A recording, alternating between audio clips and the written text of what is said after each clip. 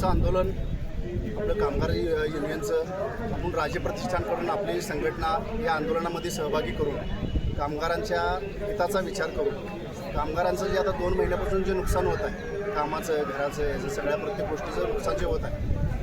तर अजून मोबदला कामगारांना मिळालेला नाही आहे किंवा कुठलीही योजना म्हणजे कुठल्याही परिस्थितीमध्ये आता कामगाराचं उदरनिर्वाह कुठल्या पद्धतीनं व्हावा त्याचा कुठला स्कोप आता सध्याला नाही की CETP जे आता शिरोळवाल्यांच्या आंदोलनामुळं जे आता जे प्रोसेस वगैरे सगळ्या बंद पडलेले त्या प्रोसेस काही करून शासनानं चालू कराव्या त्यांच्या ज्या तांत्रिक ज्या अडचणी आहेत त्या त्यांची त्यांनी बघून घ्याव्या आणि कामगारांना त्यांचा मोबदला त्यानंतर त्यांचा ले ऑफचा पगार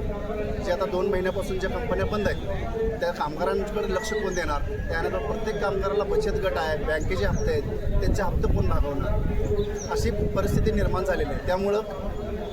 शासनानं आणि आपल्या इचलकरंजी प्रांत कार्यालयामध्ये प्रांताधिकाऱ्यांनी ह्याचा विचार करून माणसांचा जे कामगारांचं जे बचत गटाचे हप्ते आहेत जे बँकेचे हप्ते आहेत ते सगळं बंद ठेवावे आणि मालकांना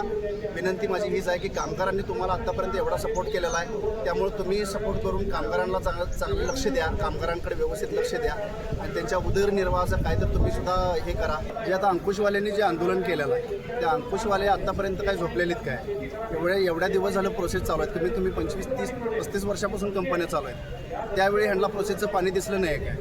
त्या फक्त एकट्या इचलकरंजीला जबाबदार धरून चालणार नाही ह्यात राजकीय कुठलंही धोरण किंवा राजकीय खेळी ह्यांनी करू नये अंकुशवाल्यांनी ते त्यांना पण असं सांगणं आहे की बाबा तुम्ही लोकांच्या पोटावर पाय द्यायला आहे तुमच्या ह्याच्यासाठी राजकीय बळी द्यायला आहे तुम्ही